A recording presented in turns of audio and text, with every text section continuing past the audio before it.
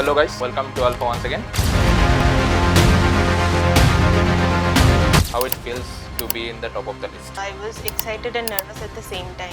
So she was one of the student जो 9 पे 11 कर लिया था और 10 पे 12 कर लिया था. ये रिजल्ट देखने के बाद कैसा लगा? What the first thing that clicked on your mind? After the results came and I was like कि हाँ finally जो hard work किया था सारा fruitful गया. It was like कि हाँ मैं खुद को ही बोल रही थी कि हाँ हो जाएगा. Be calm, result आने के बाद हो जाएगा. फिजिक्स को स्ट्रॉन्ग करने के लिए क्या किया था और इन लोगों को क्या बोलना चाहोगे? बहुत सारे बच्चों का ऐसा भी प्रॉब्लम होता है ड्यूरिंग द जर्नी कि प्रोक्रेस्टिनेशन, आज कर लेंगे कल कर लेंगे. सो प्रोक्रेस्टिनेशन का जो चीज़ है उससे कैसे दूर रहे और उस चीज़ को कैसे बैलेंस करें? बहुत क्लियर थी मैं कि लाइक 6 hours कोचिंग एंड बाद का रेस्ट टाइम मैं लाइक स्टडी ही करूँ. किस चीज़ पे तुमने प्रैक्टिस मतलब फोकस किया था? क्वेश्चन प्रैक्टिस या फिर थ्योरी रिवीजन? मोस्टली मैंने Hello guys, welcome to Alpha once again, and I'm your favorite mentor.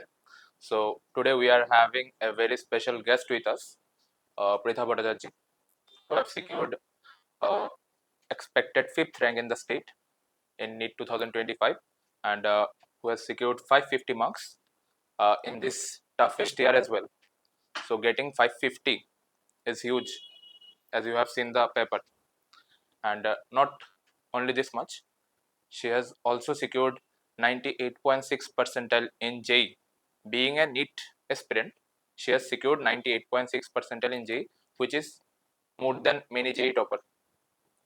Not only this much, she has secured 96 in chemistry in board, and having 5 subject, top 5 subject only. She has secured 92% in board, and she is one of the oldest student of mine from class 9. So not only academically, she is also very attached with me, because you know it's a very long time from 9 to plus 12. I have seen her grown day by day. So when she just came into Alpha for the very first time, she was like this much of a class 9 student. तो then मैंने कुछ दिन जाने के बाद, class करने के बाद प्रीथा को बोला था कि नीट 2025 का जब रिजल्ट आएगा तब I want to see your name in the top of the list. So accordingly she has performed, and the best part about her, जब भी कुछ चीज इनको बोला जाता था सारी चीज अकॉर्डिंगली वो फॉलो करती थी. कभी ये नहीं बोला कि ये कैसे करना है, इतने कम टाइम पे इतना कुछ नहीं किया जा सकता, जितना बोलोगे उससे ज्यादा करने की कोशिश करेगी. And that makes her topper, क्योंकि dominating in both the section PCM as well as PCB. I think you are getting how much tough it is. So तब मैंने ये चीज मैनिफेस्ट किया था बैक टू 2021 जून मंथ. तब मैं ये बोलता था कि तुम्हें नीट 2025 पे टॉप करना है, नीट 2025 के टॉपर लिस्ट पे मैं तुमको देखना चाहता हूँ as one of the topper of the state. And देखो मैनिफेस्टेशन का जो पावर है ये तुम इससे भी समझ सकते हो कि 4 साल पहले मैंने इसको लेके कुछ सोचा हुआ था, और प्रीथा का हमेशा ड्रीम था कि एम्स पे जाना है. जितना प्रीथा मुझे बोलती थी हमेशा कि एम्स पे जाना है, तो वो चीज़ मैनिफेस्ट करते करते करते दिमाग पे सेट हो गया, और उसी अकॉर्डिंगली प्रीथा ने काम किया, हार्डवर्क किया, और रिजल्ट तुम्हारे सामने है. And she has got 99.98 percentile in JEE physics. Are you getting me? Like she has answered all the 25 questions, and out of 25 questions 24 questions are correct and only one question was wrong. And in chemistry she has secured 99.68 percentile in JEE. So having a very strong grip in both physics as well as in chemistry, and she is one of the few students from this year who has secured 100 plus in both physics chemistry and 330 plus in biology. So You, you guys can learn a lot from this topper, because topper तो हर साल निकालते हैं, पर ऐसे topper बहुत कम ही बार देखने को मिलता है जो इतनी सारी चीज़ों पे एक साथ डोमिनेट करते हैं। और वो भी हम लोगों ने 4 साल का जो जर्नी है वो मैंने बहुत क्लोजली देखा है। और मैं तुमको बोल सकता हूँ कि जितने हार्डवर्क प्रीथा ने किया है, जितना हार्डवर्क इस दिन के लिए, इस रिजल्ट के लिए प्रीथा ने पुट किया है, बहुत कम बच्चे ऐसे होते हैं हर एक बैच पे जो इतना कर पाते हैं। क्लास 12 पे प्रीथा का कुछ सोशल मीडिया नहीं था, कुछ भी नहीं था, मोबाइल ही नहीं था, सिर्फ टैब था और टैब पे ये क्लास करती थी। तो इसलिए मैंने प्रीथा को बोला कि तुम्हें क्लास 12 के स्टूडेंट के बैच पे आना है, और 12 के जो बच्चे जो लोग नेक्स्ट ईयर एस्पिरेंट है उन लोगों के साथ थोड़ा डिस्कस करना है, कैसा किया, क्या क्या स्ट्रेटेजी क्या था, कितना घंटे तुम पढ़ती थी, कितने क्वेश्चन प्रैक्टिस करती थी डेली, टेस्ट देने का फ्रीक्वेंसी क्या रहता था। तो आज स्टूडेंट कम है बारिश की वजह से, पर फिर भी you can ask her the question that you are having, she can guide you in the best way, trust me, the best way possible she can guide you. Because मैं अगर बोलता हूँ ना तो तुम कभी कभी सोचते हो कि सर बड़ा चढ़ा के बोल रहा है। अगर तुम्हारे दादा का या फिर दीदी के एज के कोई कुछ बोलता है जो अभी जस्ट रिसेंट ईयर पे रिजल्ट क्या है, 2025 पे रिजल्ट क्या है, इस साल रिजल्ट क्या है, तो तुम चीज़ों को बहुत अच्छे से कनेक्ट कर पाओगे और अकॉर्डिंगली काम भी कर पाओगे। So Pritha, my first question to you on behalf of all the student of 11 and 12 and on behalf of all the aspirant of coming and NEET and JEE, तुम कैसे मैनेज करती थी इतना कुछ, मतलब जब तुम 12 पे थे। So on behalf of all the aspirants of coming and NEET and JEE, जो लोग अभी क्लास 9 10 11 12 पे पढ़ते हैं, उस सारे लोगों के बिहाफ से तुम्हारे लिए फर्स्ट क्वेश्चन रहेगा कि how it feels to be in the top of the list. Okay, so back to the result day. जब रिजल्ट आया and I was excited and nervous at the same time, but हाँ फिर result check किया and marks तो पता थे, पहले answer की आ गई थी, एंड रैंक के लिए तो हाँ टेंशन हो रहा था, बट देन हाँ रिजल्ट आया एंड धीरे धीरे एक्साइटमेंट भी नॉर्मलाइज हुआ एंड हाँ लाइक आई वाज हैप्पी जो भी हुआ है रिजल्ट। तो क्या लगा, मतलब इतने सालों का जो हार्डवर्क है, you are one of the few aspirant who are doing class 11 12 from the 9 10, because as much as I have remembered, you did 11 when you were in class 9 in alpha only, and you did 12 when you were in class 10। और उस सारे साल में जो class 11 12 पे बच्चे होते थे वो लोग हमेशा मुझे बोलते थे कि दादा कहाँ से 9 का लड़की इतना अच्छा कर पाती है, हम लोग क्यों नहीं कर पाते। तो she was one of the student जो 9 पे 11 कर लिया था और 10 पे 12 कर लिया था। मैं अपने सब्जेक्ट के बारे में बोल रहा हूँ, एंड फिजिक्स भी अकॉर्डिंगली किया है। सो इतने सालों का जो मेहनत है 9 से, ये रिजल्ट देखने के बाद कैसा लगा, मतलब इतने सालों का जो हार्डवर्क है वो वर्थ इट हो गया। I mean how was your family reaction and what the first thing that clicked on your mind. So firstly तो हाँ सर ने जैसे बोला, मैंने 9 से स्टार्ट किया था केमिस्ट्री स्पेशली, एंड फिजिक्स भी 10 से ही स्टार्ट किया था। So after the results came and I was like कि हाँ फाइनली जो हार्डवर्क किया था सारा फ्रूटफुल गया, and yes I was happy. Family में भी सब हैप्पी ही थे, मम्मी पापा सब बहुत खुश थे कि हाँ फाइनली हार्डवर्क का रिजल्ट मिल गया। And you are telling me जब तुमने एग्जाम दे के निकला तब तुम रो रही थी कि क्या होगा इस बार, तो एजीएमसी भी नहीं होगा क्योंकि 550 तो बहुत कम मार्क्स आ रहा है। पर पता नहीं चला ना कि पेपर बहुत टफ हुआ है, क्योंकि स्टूडेंट तो सोचता है जैसे तुम सोच रही थी कि मेरा ही पेपर खराब गया है, बाकियों का तो अच्छा ही गया होगा, बाकियों को बहुत ज़्यादा मार्क्स मिल रहा होगा, मेरा क्या होगा, अभी तो एजीएमसी भी नहीं होगा। तो उस डे के बाद रिजल्ट तक का जो जर्नी है वो कैसा रहा, मतलब क्या क्या हुआ है उस पर। हाँ सो जब एग्ज़ाम्स ख़त्म हुए एंड मैं लाइक जस्ट हॉल से बाहर आई, तो मुझे लगा था कि सब ख़त्म, जो भी किया था हार्ड वर्क सब गया पानी में, मुझे कुछ नहीं मिलेगा। But then with time teachers ने समझाया कि हाँ होगा, लाइक इस साल का पेपर ही ऐसा था कि कट ऑफ भी नीचे जाएगा, एंड देन धीरे धीरे रियलाइज़ हुआ कि हाँ हो जाएगा। और हाँ तो लाइक इट वाज लाइक कि हाँ मैं खुद को ही बोल रही थी कि हाँ हो जाएगा, बी काम, रिजल्ट आने के बाद हो जाएगा. So that was how I spend those days. Okay, अभी तुम जिन लोगों के साथ बात कर रहे हो वो बेसिकली क्लास 12 के बच्चे हैं, मतलब जो इन लोगों को अगले साल नीट 2026 या फिर IIT JEE 2026 देना है. तो इन लोगों के लिए एक चीज़ जानना बहुत ज़रूरी है कि टेस्ट का इंपॉर्टेंस कितना है.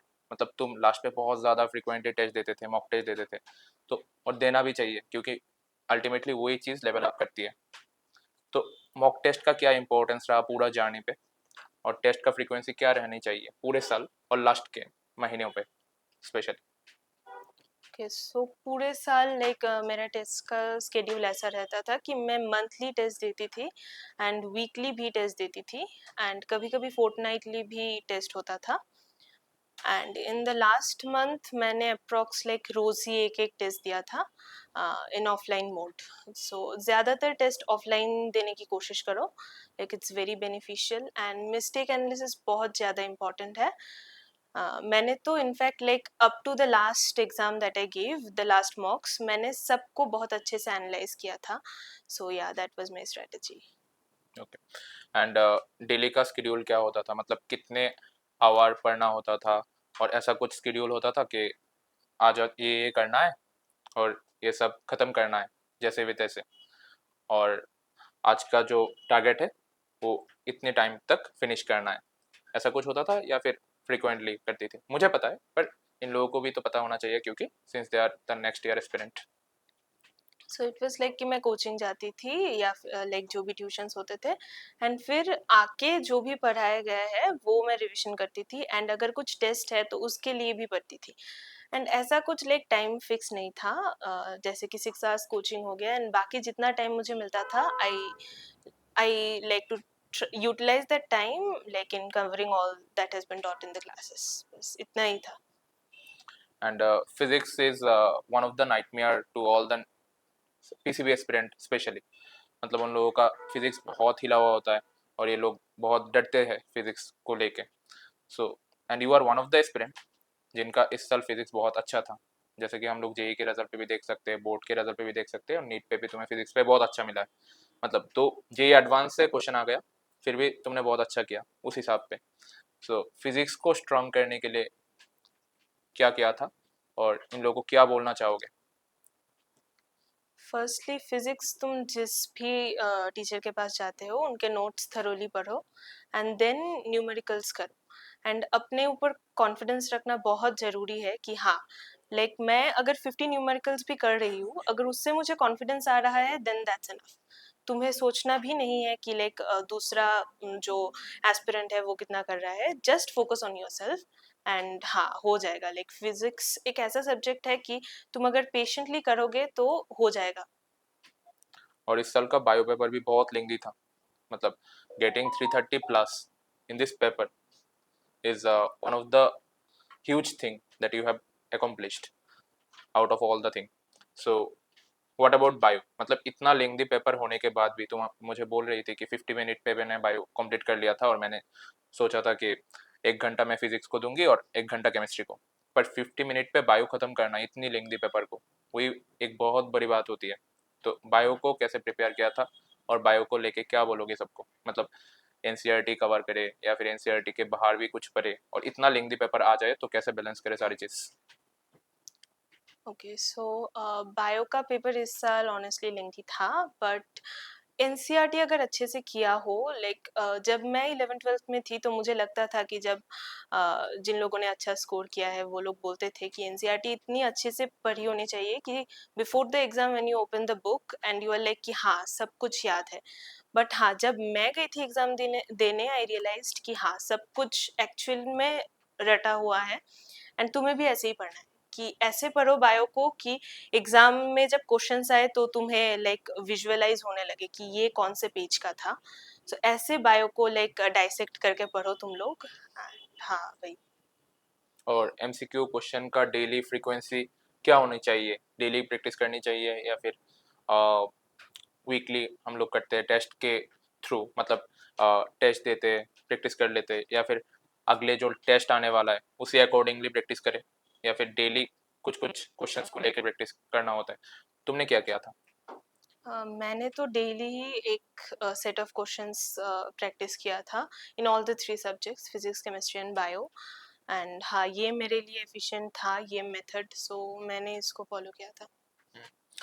और last but not the list, chemistry तुमने 9 से ही एडवांस कर लिया था, तो 11-12 पे तुम्हें करने के लिए बहुत ज़्यादा चीज़ तो नहीं था, वो चीज़ रिवाइज करना था और कुछ कुछ जो बैकलॉग हो गया है उसको कवर करना था और फ्रिक्वेंटली क्वेश्चन प्रैक्टिस करना है और टेस्ट देना था, बस इतना ही था। तो केमिस्ट्री को कैसे किया लास्ट मोमेंट पे? मतलब तुम्हारे लिए तो 11-12 भी लास्ट मोमेंट था क्योंकि 9-10 पे बहुत कुछ कवर हो गया था ऑलरेडी, 90% 80% तो कवर हो गया था। तो केमिस्ट्री को लेके क्या बोलोगे? केमिस्ट्री बहुत अच्छा हो जाए सबका। केमिस्ट्री में भी बायो की तरह एनसीईआरटी इम्पोर्टेंट है, एनसीईआरटी पढ़ो, स्पेशली ऑर्गेनिक और इनऑर्गेनिक का। और फिजिकल इज लाइक फिजिक्स, थोड़ा क्वेश्चंस कर लो एंड नोट्स पढ़ लो, हो जाएगा। एग्जैक्टली और क्वेश्चन प्रैक्टिस का जो चीज़ है वो जब हम लोग 12 पे आते हैं तो 11 के बहुत सारे चैप्टर ऐसे हो जाते हैं कि बहुत दिनों हो गया हम लोग प्रैक्टिस पे नहीं है, बहुत चीज़ दिमाग से चला गया है, बैकलॉग जमा हो रखा है, बहुत सारी चीज़ों को हम लोग भूल गए होते हैं, बहुत सारे क्वेश्चंस को फिर से दोबारा देखना होता है, बहुत सारे चैप्टर में बहुत सारे प्रॉब्लम होते हैं। तो 12 के चैप्टर्स के साथ 11 का बैकलॉग कैसे कवर किया था? तुम्हें भी कुछ कुछ तो हुआ ही हुआ था, मतलब कुछ कुछ चीज़ों में ऐसा कुछ कुछ टॉपिक तो था जो 12 पे जाने के बाद रियलाइज हुआ कि ये चीज़ फिर से देखना पड़ेगा, फिर से करना पड़ेगा, उसको लेके टाइम कैसे मैनेज किया? सो आई थिंक जो टेस्ट होते हैं तो उसमें 11th 12th पैरेलली हो, एक ऐसा टेस्ट सीरीज ही चूज करो। एंड मैंने जो टेस्ट दिए थे उसमें लाइक 11th भी चल रहा था 12th के साथ साथ। सो इनफैक्ट कभी कभार ऐसा होता था कि 12th के न्यू चैप्टर मैंने पढ़े हैं बट वो टेस्ट में नहीं है, 11th के भी है। So like side by side 11th 12th दोनों करना होता है जब तुम 12th में होते हो, तो तभी हो जाएगा। एग्जैक्टली और बैकलॉग को लेके क्या बोलोगे? मतलब बैकलॉग कवर करना जो होता है, मतलब कुछ कुछ चैप्टर 11 का थोड़ा प्रॉब्लम है, मतलब तुम्हारा नहीं था बट अगर किसी को है तो वो उसको कैसे कवर करे 12 के साथ? सो आई थिंक अगर रेगुलर स्टडी करो और स्ट्रेटेजिकली करो, प्लान बना के कि हाँ, एक दिन अगर तुम 6 घंटे पढ़ते हो तो उसमें से 1 घंटे तो तुम बैकलॉग को दे ही सकते हो। तो ऐसे करके अगर करोगे तो हो जाएगा। And one of the biggest problem is अभी का जो सोशल मीडिया एंड एवरीथिंग, वो सारी चीज़ों से तुम बहुत दूर रहती थी, मतलब throughout the journey of 11-12 and from the very beginning from class 9 as well. So उस चीज़ को तुम खुद को कैसे समझाती थी कि क्लास में जितने सारे बच्चे हैं, बहुत सारे बच्चे अभी सोशल मीडिया पे एक्टिव है, बहुत सारे वल्गर चीज़ें कर रहे हैं, पर मैं नहीं कर रही हूँ क्योंकि मुझे बहुत बड़ा कुछ करना है। तो वो खुद के मेंटल हेल्थ पे कैसे फिट किया, जैसे कि हाँ मुझे ये सब नहीं चाहिए क्योंकि मुझे कुछ बड़ा करना है, वो खुद को कैसे समझाती थी through out the journey? Okay, so like sir ने जैसे बोला कि 12th में मेरा कुछ नहीं था, फ़ोन भी नहीं था, सिर्फ टैब था। सो कभी कभार लगता था कि लाइक थोड़ा देख लेती हूँ फ़ोन, क्या हो जाएगा, बट फिर लाइक खुद को ही समझाती थी कि नहीं, एक बार हो जाए, निकल जाए एग्ज़ाम, फिर टाइम मिलेगा। एंड इनफैक्ट आई थिंक वही करना चाहिए। एग्जैक्टली एंड क्लासेस का फ्रीक्वेंसी कितना रहनी चाहिए, मतलब डेली तुम तो डेली 2 क्लास करती थी, आई मीन पूरा चीज़ मिला के 4 घंटा क्लास पे चला जाता था आई गेस, कभी इजंट इट? कभार 6 घंटा। 6 घंटा चला जाता था। उसके बाद सेल्फ स्टडी के लिए डेडिकेटेड वे पे कितना, मतलब पढ़ना होता है, तुम कितना पढ़ती थी डेली? 7 to 8 आवर्स काफ़ी है। और सेल्फ स्टडी, हाँ, self exactly study. Exactly and importance of short notes making and importance of making the things in a structured way in a in a page or in a copy, वो last moment पे revise पे बहुत ज़्यादा help करती है, तो वो चीज़ को लेके क्या बोलोगे? सो बायो में मेरा स्ट्रेटजी यही था कि पहले से लाइक मैं ऐसे ही पढूं कि लाइक शॉर्ट नोट्स तो ठीक है but when I like just revise the NCERT मुझे सब कुछ याद आ जाए। एंड फिजिक्स में भी कुछ कुछ फॉर्मूलाज के बनाए थे शॉर्ट नोट्स, एंड केमिस्ट्री में स्पेशली इनऑर्गेनिक का मैंने बनाया था अच्छे से।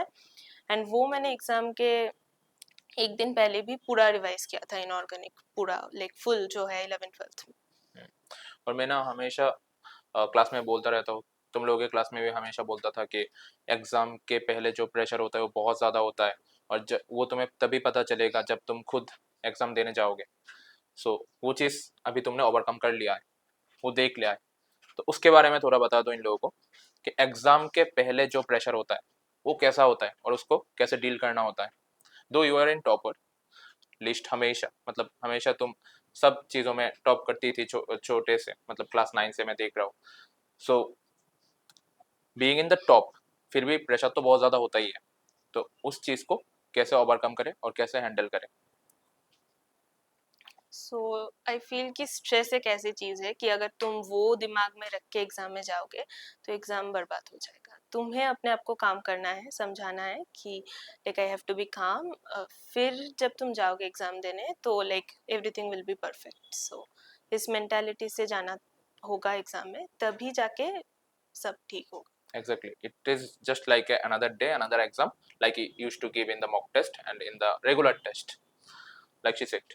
So वही करना है डेली, हमेशा जैसा मैं टेस्ट देता हूँ, जैसा मॉक टेस्ट होता है उस तरीके का और एक टेस्ट है।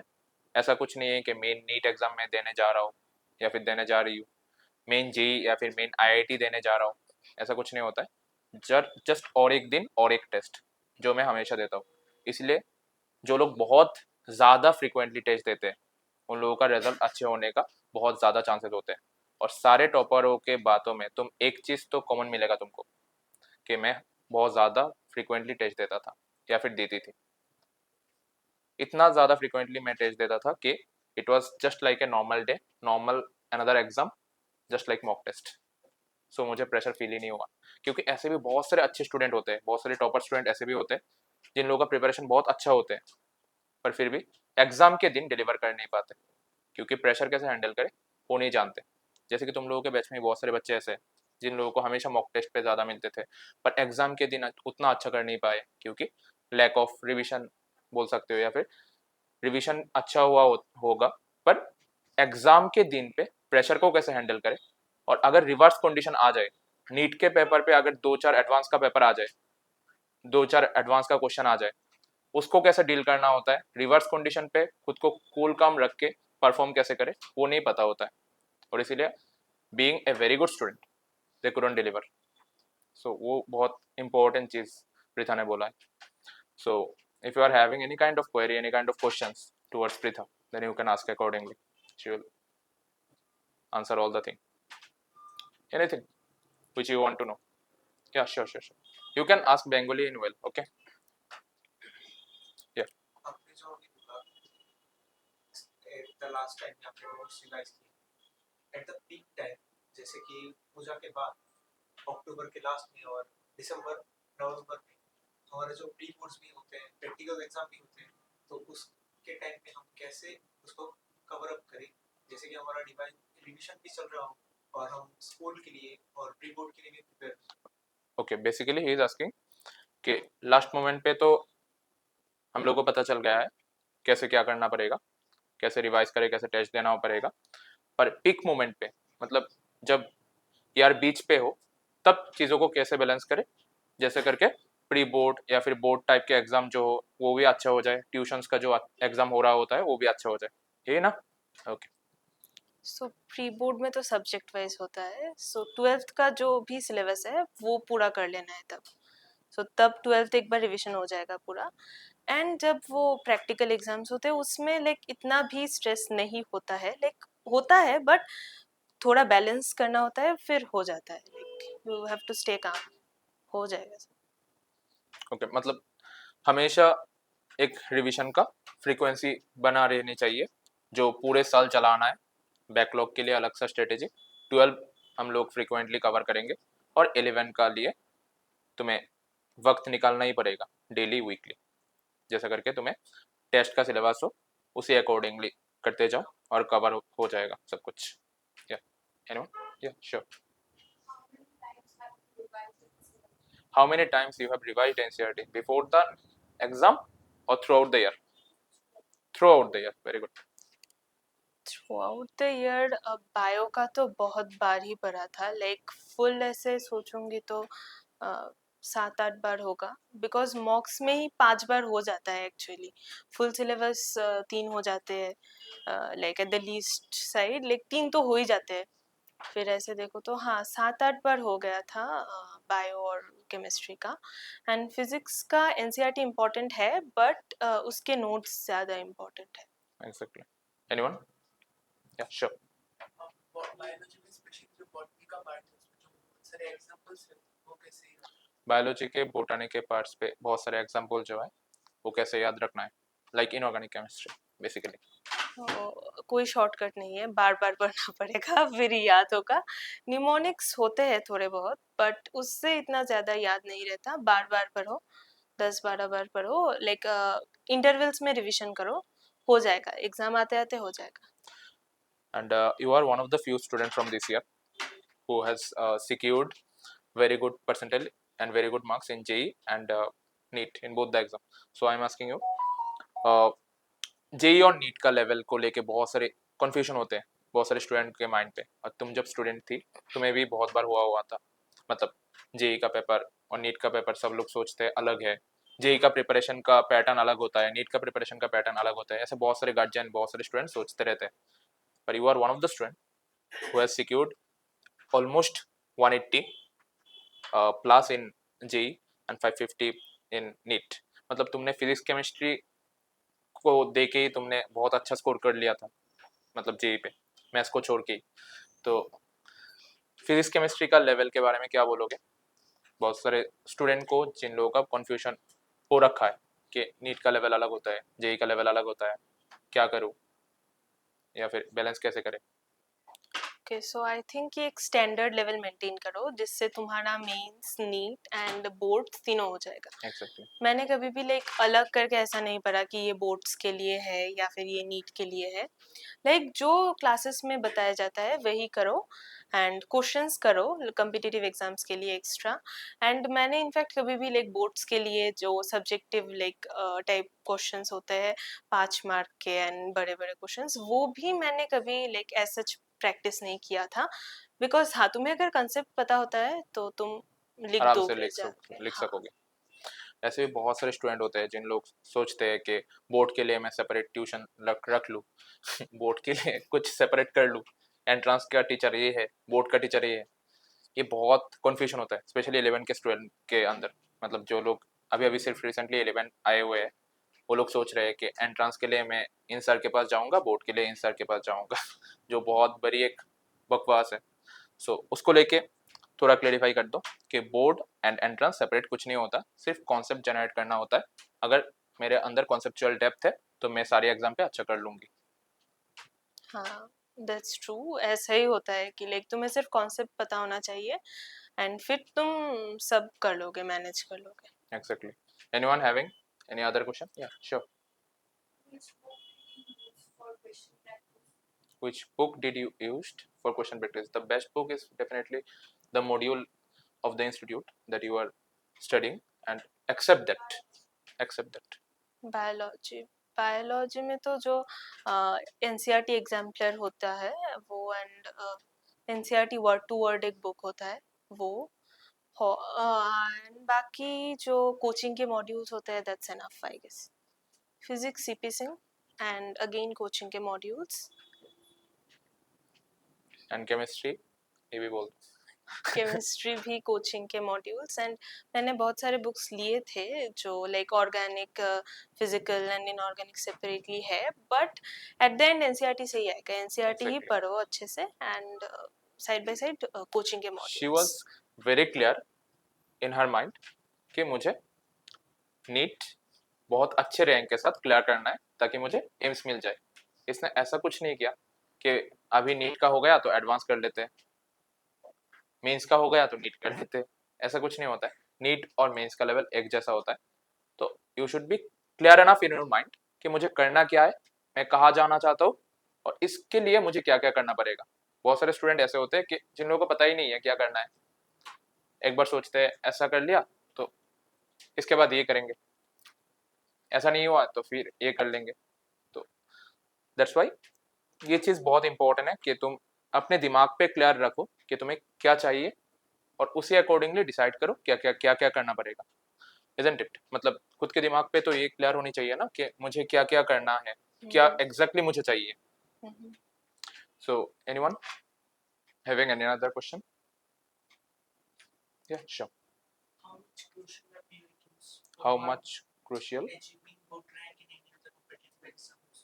Okay. How much crucial are PYQs practicing for achieving any uh, good marks or good ranks in competitive exams? इस बार जो नीट का पेपर हुआ है उससे तो लाइक पीवाईक्यूज प्रैक्टिस किए थे मैंने, बट ये एक्सपेक्ट मत करो कि पीवाईक्यूज डायरेक्टली आएंगे. पीवाईक्यूज हाँ कॉन्सेप्ट के लिए अच्छा है, प्रैक्टिस के लिए अच्छा है, बट हाँ ऐसा भी बिलीव नहीं करना चाहिए कि उसी के लेवल के आएंगे, because NEET 2025 was exception. Exceptions, exactly. और कुछ भी अगर दिमाग पे आ रहा है. Trust me, she is one of the topper who has secured many things in just 1 year being a fresher. So you are getting advantages of asking direct question from her, direct question to her, and knowing the thing from her directly. So it's a huge thing. जब तुम खुद exam दोगे तब पता चलेगा कि PCM PCB सारे exam पे बहुत अच्छा करना कितना टफ होता है, और चीज़ों को बैलेंस करना, एग्जाम के प्रेशर को हैंडल करना, being a fresher student. So it's very big thing, and it's a very special interactive session for me because she is one of the uh, first student of Alpha. जब 2021 पे alpha हुआ था तब से Pritha is one of the student. So it's a very special interactive session for me as well because इन लोगों के batch से ही मैंने क्लास 9 पढ़ाना शुरू किया था, और क्लास 9 पे मेरे जितने सारे स्टूडेंट थे बहुत कम ही स्टूडेंट थे. I guess you have remembered एक खाट होते थे और जिसमें बहुत सारे चेयर होते थे और एक छोटा सा बोर्ड था जिसमें मैं पढ़ाता था. सो उन दिनों से प्रीथा मेरा स्टूडेंट है, जब 7-8 स्टूडेंट थे पूरे क्लास 9 पे, और प्रीथा ने अल्फा का जर्नी भी देखा है, and in the journey of alpha she was one of the consistent student from the very beginning. So this day and her result is also very personal and special for me as well because it was one of my dream to see her in the rank list, in the top rank list of the state and dominating in the rank list of NEET 2025 that I have manifested long 4 years back in the June-July month of 2021. And I always used to tell her कि मुझे देखना है ये सब चीज़ें कि तुम dominate कर रहे हो, और ये सच निकला. And it's like dream come reality for me and for her family and for her as well. So इसलिए मैंने बोला था कि 9 नहीं तुम्हें 11 करना होगा और 10 पे तुम्हें 12 करना होगा. एंड शी वाज लाइक इससे पहले 9 पे प्रीथा जिस ट्यूशन पे जाती थी उस पर थोड़ा प्रॉब्लम हो रहा था, तो इसीलिए प्रीथा स्विच करके 9 पे 2-3 महीने बाद अल्फा पे आई थी. फिर प्रीथा को केमिस्ट्री को लेके थोड़ा वो था कि समझ आएगा कि नहीं, पर फिर जब प्रीथा 11 पे बैच पे आने लगी तो it was so smooth and she was doing so good. So and all the credit goes to her hard work only. Preetha जिस भी ट्यूशन जिस भी टीचर के पास पढ़ती फिर भी इतना रिजल्ट कर ली थी, क्योंकि it's all about her hard work, it's all about her consistency. अगर कोई टीचर ऐसा बोलता है कि मैंने पढ़ाया इसीलिए रिजल्ट कर लिया, ऐसा बिल्कुल भी नहीं है, क्योंकि तुम कैसा रिजल्ट करते हो वो 90% तुम्हारे ऊपर है, 10% एक्सटर्नल सर्कमस्टेंसेस एंड तुम्हारे टीचर के ऊपर है. जिसको करना होता है वो कर लेता है. So any other question? You can ask her anything. या श्योर. अपनी एक्सपीरियंस थी स्पेशली आपने मेंस भी दिया है जिसमें आपको 8.6 98.6% आया, तो उस समय आपने मैथ के लिए क्या किया? मैथ के लिए क्या किया था? मैथ मैंने एक भी क्वेश्चन अटेम्प्ट नहीं किया था. Math like NEET was my main focus, so math मैंने किया ही नहीं था कुछ. मैंने मैथ दिया भी नहीं था मेंस में, एंड ऐसे ही 180 प्लस आ गए फिजिक्स और केमिस्ट्री मिला के. एग्जैक्टली फिजिक्स केमिस्ट्री मिला के 200 पे 180 प्लस प्रीथा को मिल गया था. And are you getting how much big score is this? 2 subject पे ही इसने 180 स्कोर कर लिया था। अब सोचो मैथ्स अगर दे देती तो क्या हो जाता, इस बार जेई का टॉपर बन जाती। Being an NEET aspirant. Okay. And Preetha ने सिर्फ बोर्ड के लिए नीट मैथ किया था, क्योंकि बोर्ड पे तो 5 ही सब्जेक्ट था, इजंट इट? या और कुछ? You can ask her directly. Yeah sure.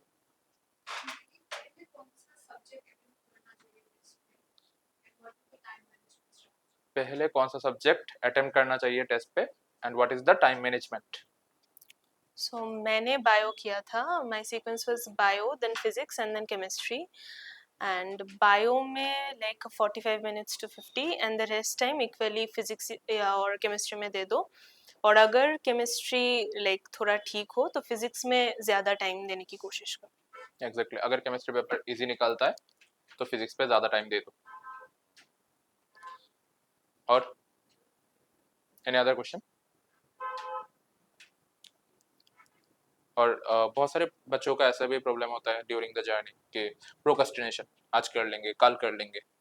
So journey पे ऐसा होता ही रहता है, क्योंकि बहुत ज़्यादा प्रेशर हो जाता है। एक टाइम ऐसा भी होता है कि 12 के बीच पे तुम आ गए और बहुत ज़्यादा प्रेशर हो रखा है कि ट्यूशन का एग्ज़ाम भी है, स्कूल एग्ज़ाम भी है, बोर्ड के लिए भी पढ़ना होता है थोड़ा बहुत, और चीज़ें बहुत कंफ्यूज होने लगते हैं कि 11 बैकलॉग भी कवर करना होता है, एमसीक्यू भी करना होता है, 12 की न्यू चीज़ें भी करना होता है। सो प्रोक्रेस्टिनेशन का जो चीज़ है उससे कैसे दूर रहे और उस चीज़ को कैसे बैलेंस करें, तुमने कैसे किया था? सो इट वाज लाइक कि बहुत क्लियर थी मैं कि लाइक 6 आवर्स कोचिंग एंड बात का रेस्ट टाइम मैं लाइक स्टडी ही करूँगी। एंड उसमें अगर तुम प्लान करके करो ना तो हो जाएगा सब। Like you have to be very strategic कि टाइम को कैसे यूटिलाइज करना है एंड ये तुम्हें करना ही है। लाइक अगर अच्छा कुछ चाहिए college then you have to do that, like it's mandatory, करना ही है। एंड ये माइंडसेट भी होना चाहिए। एग्जैक्टली, तो प्रोक्रेस्टिनेशन से दूर रहना है और कंसिस्टेंसी खुद के अंदर बिल्ड करना है। And being consistent, how much important is this? मतलब ऐसा ना हो कि एक दिन मैंने 10 घंटा पढ़ लिया और फिर मैं 2 दिन सोच रहा हूँ 10 घंटा तो पढ़ लिया, अभी थोड़ा रेस्ट कर लेते, 2-3 दिन 2-3 घंटा करके पढ़ा, तो वो चीज़ करोगे तो रिजल्ट ऑटोमेटिकली डाउन हो जाता है और तुम कुछ बड़ा एक्सपेक्ट नहीं कर सकते हो। तो you have to be consistent enough. Daily 8-9 घंटा अगर मैं पढ़ता हूँ तो पढ़ना ही पड़ेगा। सो इसके लिए अगर मुझे कुछ सेक्रीफाइस करना पड़े वो भी मैं कर दूंगा या फिर कर दूंगी। Family occasion sacrifice, birthday party sacrifice, शादी ब्याह सेक्रीफाइस, खुद का नहीं दूसरे का भी। सो सब कुछ सेक्रीफाइस करना पड़ेगा। सो हाउ मच इम्पोर्टेंट कि कंसिस्टेंट रहना और चीज़ों को सेक्रीफाइस करते जाना for this very day. Consistency तो बहुत ज़्यादा इम्पोर्टेंट है। लाइक सारे क्लासेस करो अच्छे से, नोट्स बनाओ, घर जाके पढ़ो एंड ये साइकिल से बाहर मत निकलो। लाइक आओ कोचिंग पढ़ो, घर जाओ रिवाइज करो, टेस्ट दो, फिर repeat, like repeat this thing. और अगर ज़्यादा ही मोनोटोनस हो जाए तो कुछ एक हॉबी कर लो हाफ एन आवर के लिए, दैट्स एनफ। इससे ज़्यादा इंटरटेनमेंट नहीं चाहिए अभी। लाइक ऐसा ही रूटीन रखो, हो जाए। एग्जैक्टली। सो ये चीज़ें ना हमेशा मैं तुम लोगों को बोलता रहता हूँ। ये लोग जब क्लास पे थे ये लोगों को भी बोलता रहता था। कुछ बच्चे सुनते हैं, कुछ बच्चे नहीं सुनते। जो बच्चे सुनते रिजल्ट तुम्हारे सामने, और जो नहीं सुनते उन लोगों का भी रिजल्ट सामने, पर इन लोगों को देख नहीं पा रहे हो। सो मैं चाहता हूँ कि मैं जो चीज़ें हमेशा बोलता रहता हूँ वो तुम किसी अचीवर से सुनो जो रिसेंटली बहुत कुछ अचीव किया है। और what a better way to know the thing from the topper of both NEET 2025 as well as in JEE 2025। So और कुछ सवाल जो भी मन पे आ रहा है? हाँ सोना, ये तो मतलब इन लोगों ने पूछा ही नहीं कि कितने घंटा नींद लेना प्रेफरेबल है और तुम क्या करती थी उस चीज़ को बैलेंस करने में, क्योंकि बहुत सारे बच्चे ऐसे भी होते हैं जो लोग सोते रहते हैं पूरे दिन। सो उसको कैसे बैलेंस करें? 6 to 8 hours ठीक है, उससे ज़्यादा नहीं चाहिए। एग्जैक्टली 8 आवर्स भी बहुत ज़्यादा है। So she is out of gratitude she is telling 8 hours, but you have to keep this thing within 6.5 hours. उससे ज़्यादा नहीं होना चाहिए। ऐसा नहीं है कि मैंने तो 8-9 घंटा पढ़ रहा हूँ दिन पे तो 7 घंटा सो जाता हूँ, 7 घंटा सोने पे क्या ही होगा? Out of gratitude she is talking कि 8 घंटा सोओगे तो भी फिर कोई प्रॉब्लम नहीं है, पर that should not be cross 6.5 hours, because अगर ऐसा कुछ मैं कर लेता हूँ कि डेली तो मैं 8-9 घंटा पढ़ रहा हूँ, खुद के सेल्फ स्टडी के लिए मैं 8-9 घंटा दे रहा हूँ या फिर दे रही हूँ, फिर 7-8 घंटा सो जाऊंगा या फिर सो जाऊंगी तो क्या ही प्रॉब्लम हो जाएगा। तो उससे प्रॉब्लम क्या होगा, पूरे दिन तुम्हारी जो बॉडी एफिशिएंसी है वो कम हो जाता है, तुम पूरे दिन सारे जो प्रोसेस है वो स्लो हो जाता है, तुम धीरे धीरे काम करने लगते हो। तो इसलिए ज़्यादा सोना नहीं है, बहुत कम भी नहीं सोना, बहुत ज़्यादा भी नहीं सोना है। तो इसको हम लोग इग्नोर कर देते, पर ये भी एक बहुत इंपॉर्टेंट टॉपिक है और बहुत इंपॉर्टेंट सवाल है। तुमने नहीं पूछा इसलिए मैंने पूछ लिया। ओके, और कुछ सवाल? Okay, one more question from the aspirant, future aspirant. अगर टेस्ट सीरीज का मार्क्स स्टेगनेंट हो जाए, मतलब एक लेवल से बढ़ नहीं रहा है, जो तुम्हारे साथ भी एक मोमेंट पे हुआ था, बहुत सारे स्टूडेंट, मतलब हर एक स्टूडेंट के साथ होता है, सो उसको कैसे हैंडल करें? मतलब तब तो डिप्रेशन आ जाता है कि मार्क्स बढ़ ही नहीं रहा है और मैं क्या करूँ, फिर भी कुछ नहीं हो रहा है, तो उसको कैसे हैंडल करें? फर्स्टली डिप्रेस तो बिल्कुल भी नहीं होना है, लाइक सिर्फ मिस्टेक एनालिसिस करो एंड ये याद रखना है हर एक मॉक्स के बाद कि ये फाइनल एग्जाम नहीं है तुम्हारा। जो नीट है तुम्हारा, तुम लोगों के लिए नीट 2026, सो वो अभी बाकी है। So you have to just do the mistake analysis and अगर हो तो एक कॉपी भी बना लो, उसमें बार बार लिखो कि हाँ ये गलती। एंड आई थिंक कि अगर कम भी आए तो तुम्हें ये सोच के खुश होना चाहिए कि हाँ ये गलतियां मुझे फाइनल एग्जाम में हो सकती थी बट ये मॉक्स में हो गया, सो इन दैट सेंस तुम बच गए। सो ज्यादा से ज्यादा मॉक्स दो एंड एनालाइज करो। Exactly.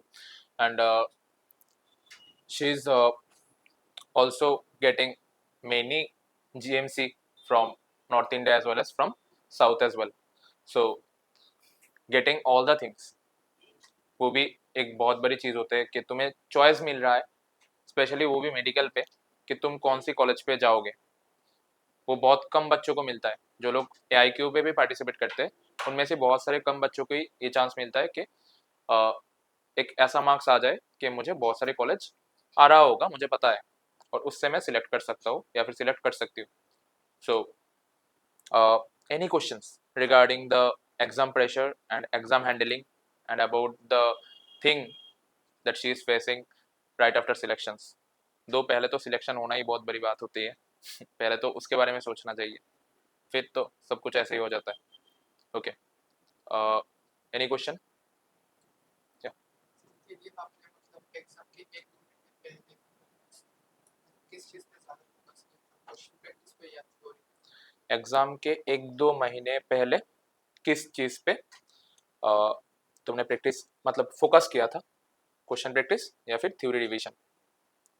मोस्टली मैंने थ्योरी पे ही फोकस किया था, लाइक एनसीईआरटी बार बार पढ़ो जब 2 महीने रह गए हो, एंड स्पेशली एनसीईआरटी ही पढ़ो, शॉर्ट नोट्स अगर बनाए हैं तो उसी से रिविजन करो। Okay, so thanks a lot, Pritha, for coming in the institute again after Thank you, sir. getting such a huge success and huge result, and इन लोगों को समझाने के लिए कि कैसे करना होता है, क्या करना होता है, प्रेशर कैसे डील करना होता है। And this is one of the best interactive session that I have ever taken.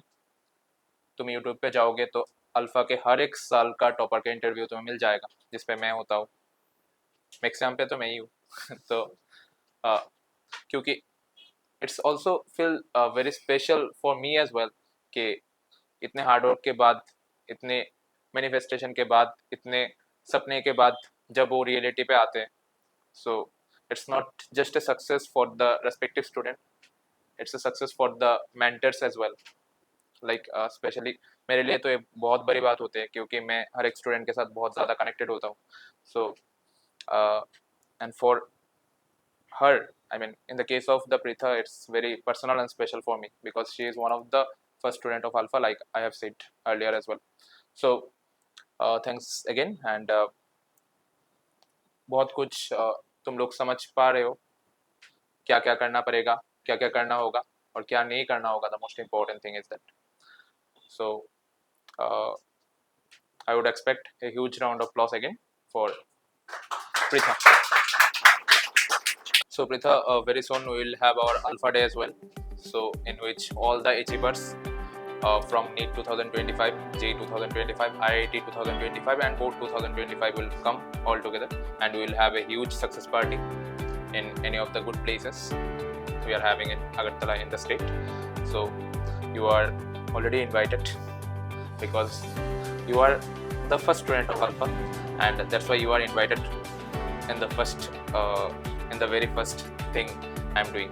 So तुम्हें सबसे पहले इनविटेशन मिल रहा है, तो उस पे आना है और बहुत मज़ा करना है, क्योंकि इतने सालों का जो हार्ड वर्क है वो फाइनली रंग लाई है, और this is a very small thing for you, and इस पे हम लोग और ज़्यादा सेलिब्रेट करेंगे, ठीक है? तो thanks again, and hope you guys have loved it. Thanks.